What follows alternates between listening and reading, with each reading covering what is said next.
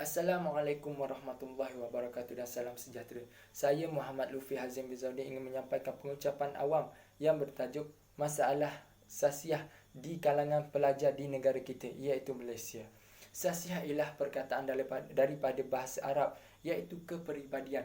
Manakala peribadi pula bererti manusia sebagai diri sendiri, iaitu melakukan sifat-sifat seperti kelakuan ataupun pemikiran dan perasaan yang sudah sebati dengan diri mereka.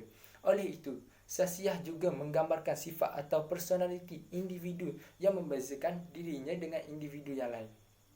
Jadi, apakah sebab atau faktor yang menjadikan masalah sasiah di kalangan remaja di negara kita semakin membuak-buak? Mari kita lihat faktor yang pertama. Faktor yang pertama adalah disebabkan ibu bapa kurang memberi peranan dalam pembentukan sasiah pelajar tersebut. Hal ini kerana ibu bapa terlalu mengharap dan mementingkan kejayaan dari segi akademik semata-mata. Ibu bapa kurang ataupun ibu bapa alpa dengan bahawa sasiah ini penting bagi anak-anak mereka. Memang benar kejayaan dari segi akademik itu penting, tetapi ia perlu diseimbangkan dengan sasiah.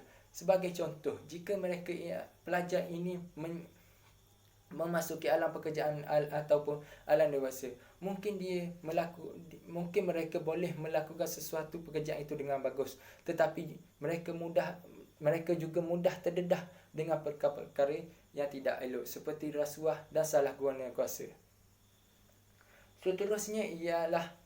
Seterusnya faktor yang menyebabkan masalah sasiah ini adalah disebabkan pengaruh rakan sebaya.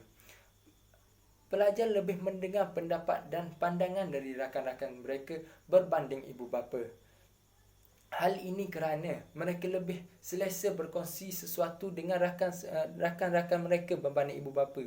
Mungkin apabila mereka berkongsi satu masalah itu dengan ibu bapa mereka tidak memahami kehendak mereka. Jadi, pengaruh rakan ini adalah sumber paling kuat bagi pelajar untuk mengubah peribadi mereka dan perwatakan mereka. Selain itu, ada juga pelajar ini mudah terpengaruh disebabkan oleh pelajar ingin dirinya diterima oleh rakan sebaya mereka. Sebagai contoh, jika mereka tidak melakukan atau mengikuti apa yang rakan-rakan mereka lakukan, seperti ponten sekolah, membuli dan sebagainya, mungkin pelajar ini ditinggalkan oleh rakan-rakan mereka. Jadi rakan sebaya ini penting bagi pelajar untuk membentuk dirinya. Jika mereka mengikuti rakan sebaya yang salah, maka buruklah akhlaknya. Jika mereka mengikuti rakan sebaya yang baik akhlaknya, maka baiklah akhlak pelajar ini. Di samping itu, faktor yang menyebabkan sasiah pelajar ini musnah ataupun rosak adalah disebabkan pengaruh media sosial. Sudah sedia maklum bahawa kini pelajar lebih mudah terdedah kepada media sosial. Pelajar lebih mudah terpengaruh dengan perkara yang tidak sihat melalui media sosial, di mana golongan pelajar ini mempraktikkan seperti apa yang ditonton oleh mereka. Kesannya berlakulah masalah buli di sekolah, masalah ponten sekolah, merokok dan sebagainya. Memang tidak dinafikan bahawa media sosial ini banyak perkara-perkara yang positif, tetapi ia perlu dikawal ketat. Ia perlu dikawal ketat oleh ibu bapa supaya anak-anak mereka ini tidak melakukan perkara-perkara yang buruk dan menonton perkara-perkara yang buruk melalui media sosial tersebut. Dan akhir sekali, faktor yang menyebabkan sasiah pelajar ini rosak adalah disebabkan sikap pelajar itu sendiri. Biasanya pelajar yang ada masalah sosial ini ialah akibat daripada keimanaan dan daya tahan diri mereka yang lemah. Jadi, menyebabkan mereka mudah terpengaruh dengan perkara-perkara baru mereka yang masuk dalam diri mereka. Sebagai contoh, jika iman mereka ataupun daya tahan diri mereka ini lemah, mereka mudah untuk mengikuti perkara-perkara yang tidak sihat, dan jika mereka mempunyai masalah, mereka akan melakukan sesuatu untuk memuaskan diri mereka dan keluar dari masalah tersebut, walaupun perkara yang mereka lakukan itu memberi kesan buruk kepada diri mereka sendiri. Oleh itu, masalah sasiah di kalangan pelajar ini perlu dipandang serius, kerana pelajar merupakan pelapis kepada negara pada masa akan datang.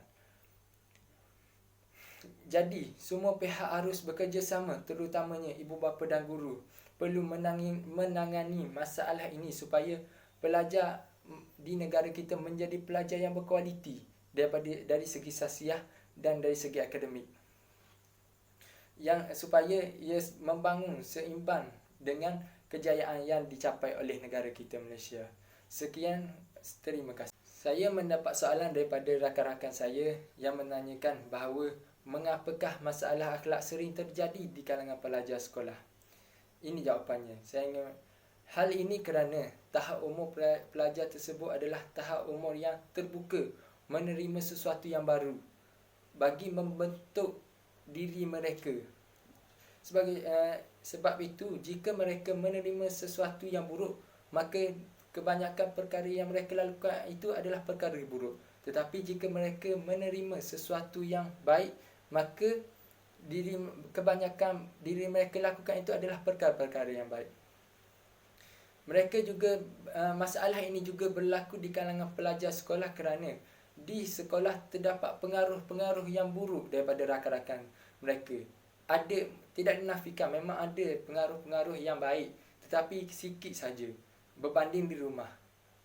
Di rumah mungkin ibu bapa mereka ni memberi perkara-perkara ataupun mengajar diri pelajar ini untuk melakukan perkara-perkara yang positif. Tetapi apabila di sekolah, mereka terdedah dengan perkara-perkara yang luas, di mana rakan-rakan mereka mudah untuk mengajak mereka melakukan sesuatu yang buruk dan memberi perkara-perkara yang negatif berlaku pada diri mereka. Itu saja jawapan daripada saya. Sekian, terima kasih.